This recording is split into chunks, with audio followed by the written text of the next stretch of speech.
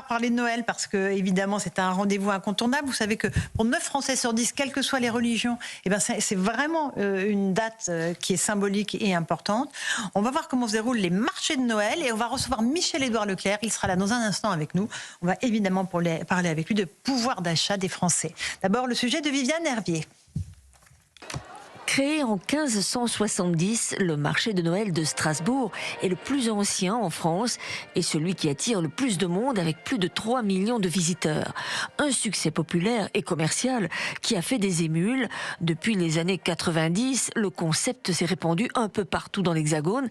Dès la mi-novembre, du nord au sud, les petits chalets de bois investissent les centres-villes. Et d'après une enquête Ipsos BVA pour Le Figaro, plus d'un Français sur 3, 35%, se rendent chaque année sur les marchés de Noël. Et ils sont 63% à les fréquenter régulièrement. Cela représente une manne financière pour les petits commerces et artisans qui y participent.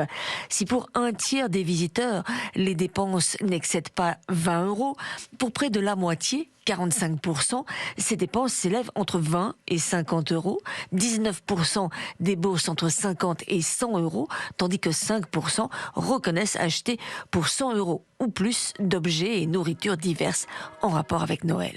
À titre d'exemple, la ville de Strasbourg évalue à 250 millions d'euros les retombées économiques directes et indirectes du marché de Noël pour la ville et sa région. Ce sont surtout les 18-34 ans qui plébiscitent ces marchés de Noël. Les visiteurs interrogés viennent d'abord pour l'atmosphère conviviale et festive, vient ensuite la dégustation des spécialités culinaires et enfin l'achat de cadeaux artisanaux. Voilà pour ce sujet. Bonsoir, Michel-Édouard Leclerc. Bonsoir. Président des Centres Leclerc, ravi de vous accueillir. Les Français sont en train de se préparer pour Noël. Est-ce qu'il y a un esprit de Noël que vous voyez, vous?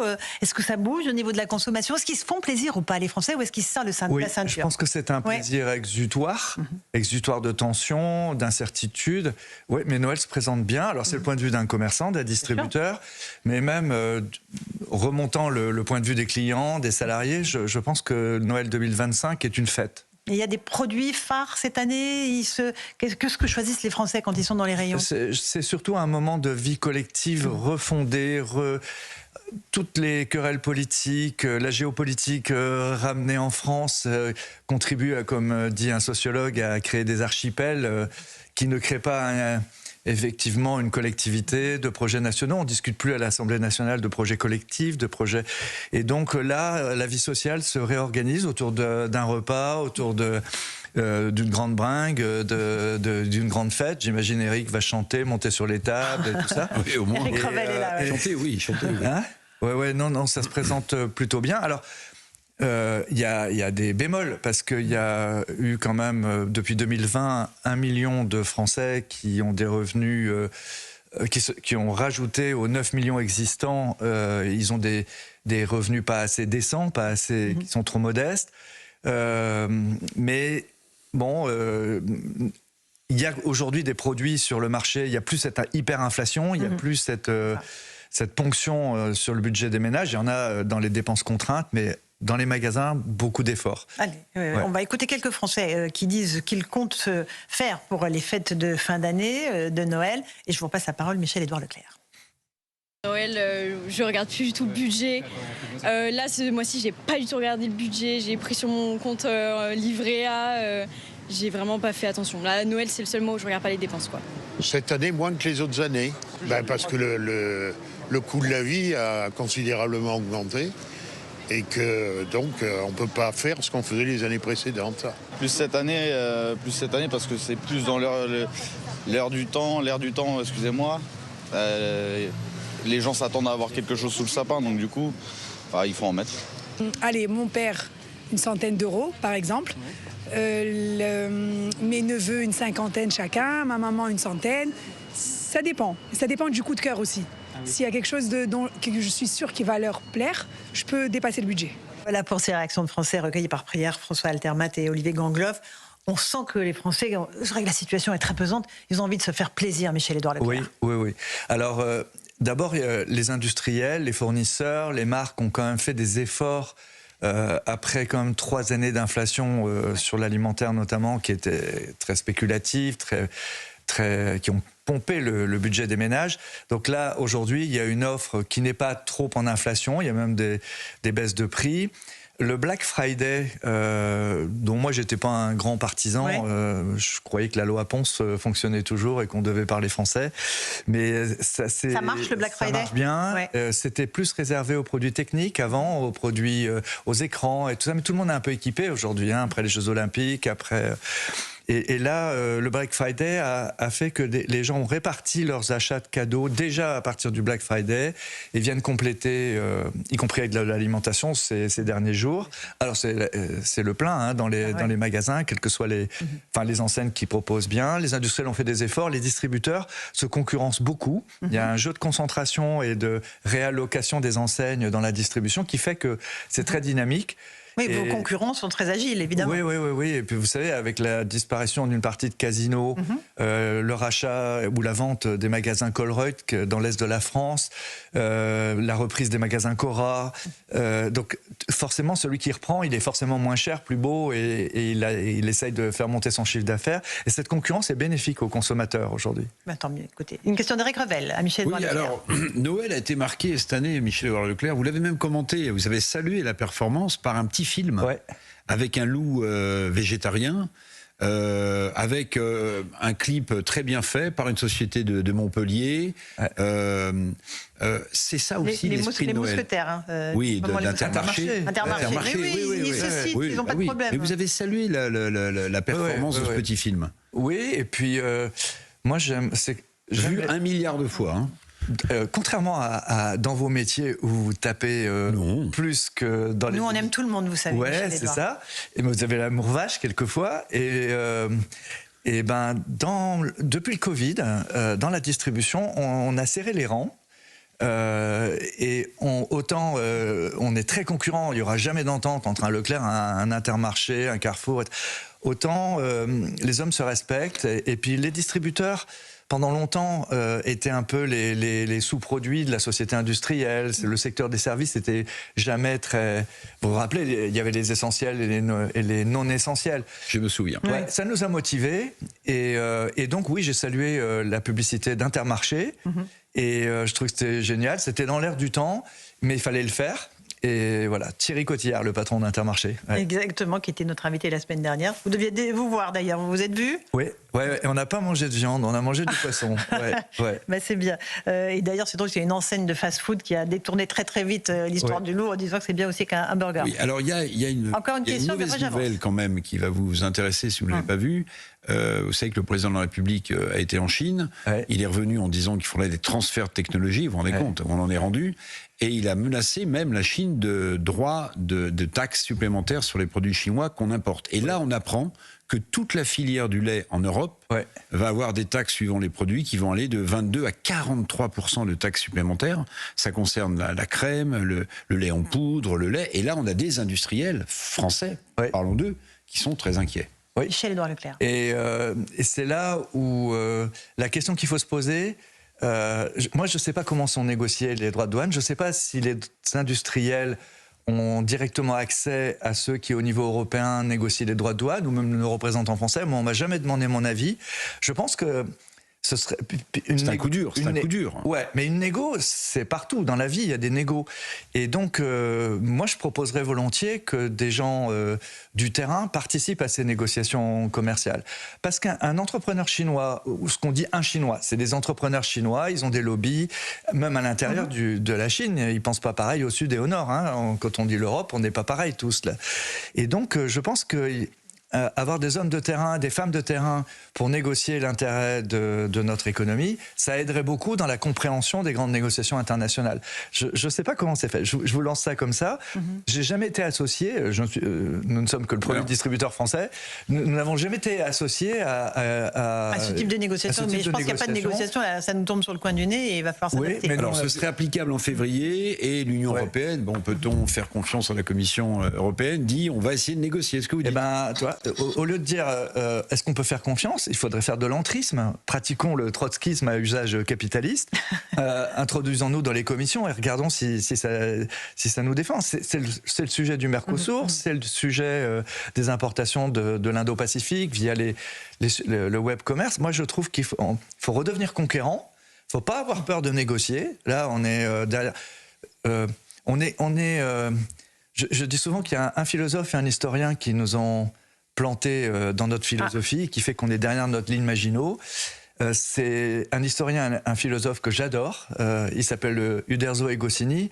Ils ont fait croire qu'aux Français qu'il y avait un village gaulois qui avait pu résister à la mondialisation par les Romains.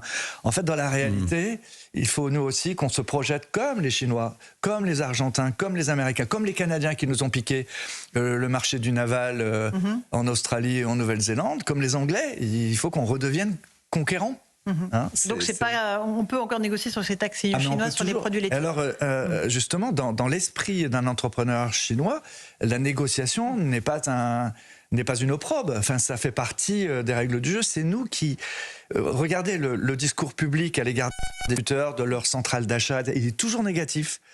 Mais en fait, ça fait partie des métiers. L'administration est prise en défaut aujourd'hui de savoir mal acheter et souvent d'acheter plus cher que ce que nous on vend. Donc il faut que les Français redeviennent plus négociateurs, plus conquérants et donc plus sûrs d'eux-mêmes aussi. Vous rentrez dans la période, là, la grande distribution de négociation justement avec l'agroalimentaire. Ça s'annonce comment Ça s'annonce comme chaque année. Chacun fait sa... chacun fait son chant choral. Alors les industriels arrivent avec des demandes de hausse de l'ordre de 5 à 7%. Ils prennent chaque ligne du compte d'exploitation et dans les faits, ils ont raison de dire que tout coûte plus cher, d'accord ? Et puis nous, on leur rappelle qu'il y a eu depuis 2022 28 ou 29% d'inflation sur l'agroalimentaire, que ce sont des multinationales. Ok, ils se sont déjà servis. Donc nous, on vise la déflation. On vise plutôt, on part avec un -2 et on va essayer d'apporter des baisses de prix aux consommateurs. Le monde agricole, Michel-Édouard Leclerc, est en colère. Il y a eu une grande colère. Il y a toujours des barrages à l'heure actuelle pour plusieurs raisons. La dermatose, mais aussi la PAC, le Mercosur. Qu'est-ce que vous dites aux agriculteurs ? Parce que vous êtes en contact constant avec eux dans vos magasins. Oui, moi je pense que d'abord, ça doit être très dur quand on est agriculteur, éleveur et qu'on abat notre troupeau émotionnellement. Et puis même sur le plan économique, c'est très dur. Pardon, excusez-moi, je vais dousser. Parce qu'en fait, c'est des générations qui ont fait de la génétique pour pouvoir adapter leur troupeau. Donc même un troupeau, au-delà de l'aspect émotionnel, Michel-Édouard, il y a aussi l'aspect, j'allais dire, oui, vous avez raison, économique, parce qu'un troupeau de 200 vaches, ça se reconstitue pas en 2 ans, 3 ans, 5 ans. Hein. Ouais. Enfin, ce que je peux vous dire, c'est Michel-Édouard Leclerc. D'abord, il faut aussi qu'on soit plus clair sur ce qu'on veut. Moi, je ne suis pas compétent sur le plan sanitaire là, pour savoir quelle est la bonne politique. Non, je vois 3 syndicats qui se font de la surenchère sur les méthodologies. Franchement, je suis incapable de commenter ça. D'accord ? Par contre, sur le Mercosur, je suis capable de dire que, on soutient les demandes agricoles, quel que soit d'ailleurs le syndicat agricole, principe de réciprocité sur les contraintes, et on ne fait pas rentrer dans le pays en France des produits qui ne sont pas aux normes de ce qu'on exige de nos producteurs. Donc vous, dans vos magasins, il n'y aura pas ces produits-là ? Non. C'est un engagement que vous prenez ? Nous ne voulons pas. Et donc, que ce soit signé ou pas signé, de toute façon, nous ne voulons pas. Nous ne voulons pas vendre du bœuf aux hormones, nous ne voulons pas vendre... alors, il faut faire attention quand on dit ça, hein, parce que l'Argentine et les pays du Mercosur sont aussi des débouchés pour, y compris notre agroalimentaire français. Donc, quand on dit ça, il faut le dire de manière rationnelle, et pas anti-Amérique latine. Michel-Édouard Leclerc, pardonnez-moi de vous le dire aussi directement, mais surtout le grand gagnant si le Mercosur est signé le 12 janvier, comme ça va être le cas, parce que maintenant on parle du 12 janvier. Donc les agriculteurs, on les aura juste amusés pour quelques jours. Le grand bénéficiaire, c'est l'Allemagne. Parce que, les machines-outils, les voitures... L'Italie, peut-être aussi. Oui, l'Italie. D'ailleurs, Madame Mélanie est devenue l'homme fort, si j'ose dire, de l'Europe. On peut dire la femme... ou la femme forte. C'est pas terrible. Bon, elle est devenue le leader européen, mais ça va surtout surtout profiter au business allemand. Pardonnez-moi, Madame von der Leyen est allemande. On voit bien que la fin qui a été reportée des moteurs thermiques à 2035, c'est pour le secteur automobile allemand. On est un peu, c'est la période, la dinde de la farce. Ouais, mais alors là, vous voyez, par contre, moi j'aurais aimé entendre aussi les agriculteurs allemands, les agriculteurs italiens, les agriculteurs espagnols. Ils étaient à Bruxelles. Ils ont manifesté à Bruxelles. Ouais. Mais reconnaissez que quand même, ils remettent pas en cause fondamentalement le fait que dans leur pays. Donc moi j'ai l'impression que. Je comprends pas non plus les industriels qui y ont intérêt, ils se montrent pas non plus. Vous voyez. Donc c'est la raison pour laquelle moi je trouve que je trouve que la France a raison. Signer un accord où même ceux qui en sont bénéficiaires ne le revendiquent pas, du secteur industriel, du secteur des services, je trouve qu'on a raison de ne pas le signer. Et puis si on est mis en minorité, rien ne nous empêchera, je pense, d'avoir des accords interprofessionnels, des accords de filière, où se respectueux les uns des autres, on n'ira pas, en tout cas nous distributeurs, chercher une matière en Argentine qui est interdite de produire en France. Et j'aimerais bien entendre aussi la restauration française, Rungis, les grossistes et les industriels de l'agroalimentaire. Dire la même chose, c'est-à-dire en fait, interrogez-les, mais moi je dis, pour Leclerc, mais je le dis, je pense, pour les autres distributeurs, d'abord nous sommes très peu importateurs d'Amérique latine, hein, un petit peu de vin chilien dans les foires au vin, mais nous sommes très peu importateurs. Mais les gros importateurs de poulet, tout ça, sont dans la restauration, sont chez les grossistes et les industriels transformateurs. Donc c'est à eux, je pense, aujourd'hui de prendre ces engagements. Moi, vis-à-vis des agriculteurs, je prends cet engagement. Okay. Il y a aussi toute l'instabilité politique actuelle. On voit qu'on n'a toujours pas de budget ce soir. Michel-Édouard Leclerc, un conseiller des ministres en urgence à 19h30. Ça pèse aussi sur la consommation et sur le moral des Français. Oui, parce que nous sommes quand même un pays qui a le plus fort taux d'épargne en Europe. Ce ne sont pas les plus modestes qui épargnent. Donc ce qui veut bien dire, c'est que de l'argent qui ne trouve pas à s'investir ou à se consommer ailleurs. Pas qui ne trouve pas, mais qui ne sait pas s'il faut faire. Aujourd'hui, on manque de 2,5 millions de logements, une grande partie de logements sociaux. Un jeune qui arrive et avec simplement son travail, il ne sait pas s'il va y arriver, s'il va vraiment y avoir une prime rénov'. Est-ce qu'il faut qu'il reprenne la maison successorale et faire les travaux ou pas? Cette incertitude sur cette absence de vision à l'Assemblée nationale sur la politique du logement fait que les gens n'investissent pas. Sur le plan de l'automobile, il n'y a pas que les politiques d'ailleurs. On ne sait pas s'il faut acheter un thermique, un semi-thermique, un hybride, un électrique. Les jeunes aujourd'hui qui déjà ne sont plus fascinés par la civilisation de la bagnole, pour qui la bagnole n'est plus le symbole de la liberté, ils ne savent pas s'il faut acheter une voiture parce qu'ils ne savent pas la valeur de revente. Et quand on entend les querelles entre les industriels de l'automobile français et ceux qui sont en Allemagne, franchement, qu'est-ce que font les jeunes? Ils achètent des voitures d'occasion ou ils louent des voitures. Leclerc est devenu le deuxième loueur de voitures, le premier loueur de voitures en France. Oui.